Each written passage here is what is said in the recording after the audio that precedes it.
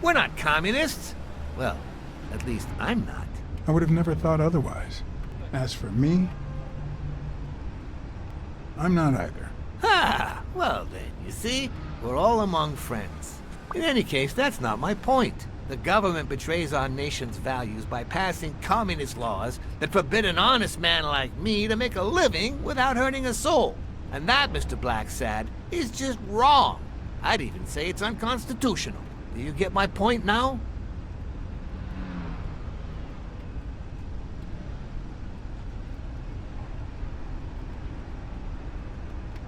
Gambling is also immoral. Oh boy.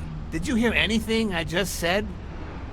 Anyway. Welcome back, everybody. This time I took a break from the gameplay heavy and ended up going down a more story-focused path. I had this game from a Humble Bundle I bought a while back, and I didn't really know anything about it. Apparently, this is an adaptation of a comic book series primarily known in France and Spain. Well, with this game, it's managed to make the jump across the pond to its original setting, America, and into a new medium along the way. Was the move towards a video game a graceful one, or did it fall flat on its face? We'll have to see. This is Blacksad. Good morning, sir. Good morning to you.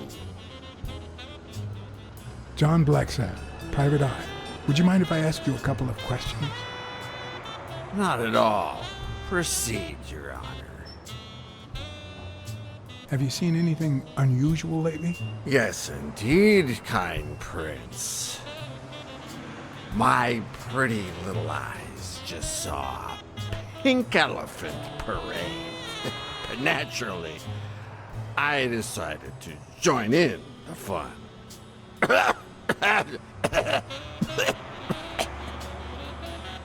Blacksad is in a dark film noir setting, and it doesn't do anything to hide this. Taking place in a late 1950s New York City, everything is styled in a fairly realistic manner, though obviously still drawing its style from the comics, which of course means we get to the obvious thing. Yes, there are no humans in Blacksad. Everyone is some form of animal person, and honestly, it mostly works out fine. Mostly.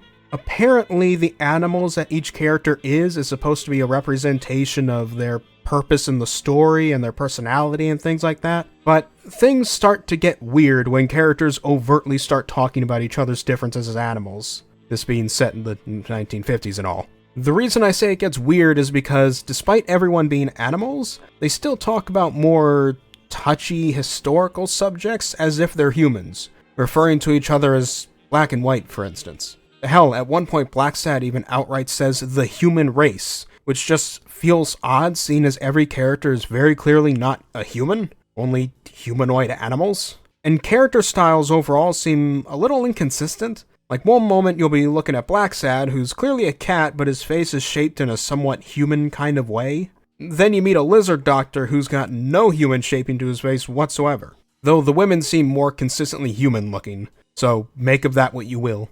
Beyond the visuals, the music is on point for the genre. Some nice, jazzy detective music follows you around as you're investigating crime scenes and sneaking around mob dens. It's all very well done. The sound design itself isn't anything to write home about, but the voice acting is interesting. As far as pure voice quality goes, most of the voice is either great or good enough to pass by.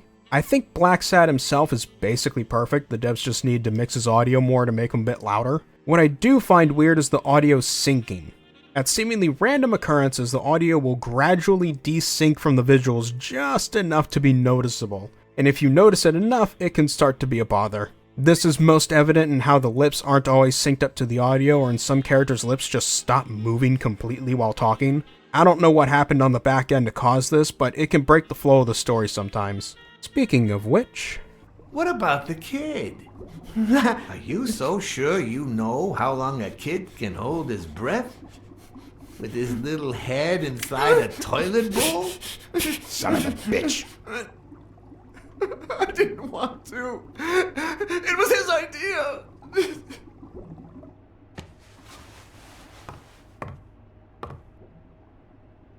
Leave him alone, O'Leary. You can't just take...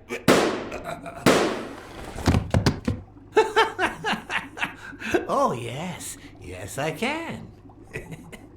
The story is pretty much what you expect from a noir game, or any noir story really. You play as private detective John Blacksad, no that's not a meme, who's hired to investigate the death of boxing gym owner Joe Dunn and the subsequent disappearance of the boxer Bobby Yale, who trained there. Blacksad discovers there's more to this case than meets the eye and decides he's going to keep tracking leads until the whole truth has been uncovered, even if it might get him killed. It doesn't seem like anything extraordinary, but it's a good story with nice twists and turns in the way it's told. Blacksad's narration is nice, and the game actually has choices in it. I know this is getting into the gameplay a bit, but this is styled after a Telltale game, so story and gameplay are at least partially woven in. Remember how in Telltale games you'd get told that a character would remember something you said or did, and how it ultimately amounts to nothing? Well, in Blacksad, it actually matters. The game has 6 endings influenced by how you handled the case and the people around you. There's even a little menu called Your Blacksad, which shows you what kind of personality you've been giving Blacksad based on your choices throughout the game. There's even a meter showing your chances of this case being profitable or ruinous. If you screw up and fail to solve the mystery, that's on you, and that's an actual ending to get. There's a lot of pieces to the story, and things can and will go wrong if you miss them. So, how do you go about investigating the case then? Anyway, thank you for letting me know, and for bringing him in. You don't know how excited I am to be involved in a criminal case. It might not be important, but I need to take a look at his medical report. The gameplay is obviously the most minimal part of the game. Being based on the Telltale formula, you directly control Blacksad as he walks around the various locations and you interact with people and objects to talk, make a comment, or pick stuff up, or do similar things with the environment. The standard fare, really. The only real difference is how clunky it feels. When walking around, Blacksad feels like he's on half-baked tank controls. I found myself having to constantly stop, turn, and look at the thing I'm trying to interact with rather than just turning towards it while walking. Same with just walking at all, really. Blacksad doesn't take big turns well, so he usually has to stop, turn all the way around, and then continue moving. It's all just very awkward. Same goes for the unique gameplay additions, Blacksad's cat senses and the Deduction Mode. Blacksad can sometimes use his cat senses to read people's body language, point out things in the environment or on the person he's talking to get a read on them. The problem is, it feels like pixel hunting sometimes. The game tries pointing an arrow to what you're looking for, which is usually this one very specific spot on this much bigger object. The interaction node didn't really need to be so small, honestly. And as far as the deduction mode is, while it's cool, it just feels awkward on controller sometimes, even though controller is the best way to play this game. The selector will just move straight past a clue in the menu sometimes, making me fiddle with it to actually select the clue I want. It's nothing game-breaking, just little annoyances here and there for mechanics that seem genuinely interesting.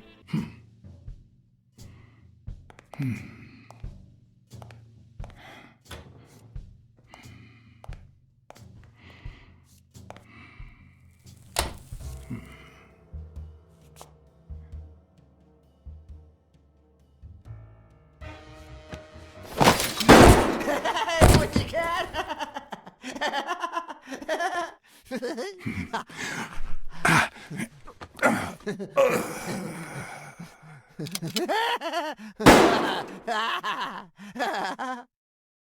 And really, that last description feels like Blacksad in a nutshell. It's a decent game that just really needed some polish to work out the little kinks and awkwardness of its mechanics. Do I think it's worth the $40 price tag on Steam? No, not at all. This feels more like a $25 or $30 game. At least given its current state of polish. Is the game still good and worth people's time? Yeah, I think it's decent. A decent middle-of-the-road game. Nothing extraordinary, but nothing terrible. And that's perfectly fine. This has been TheRatMan, and I will see you all later.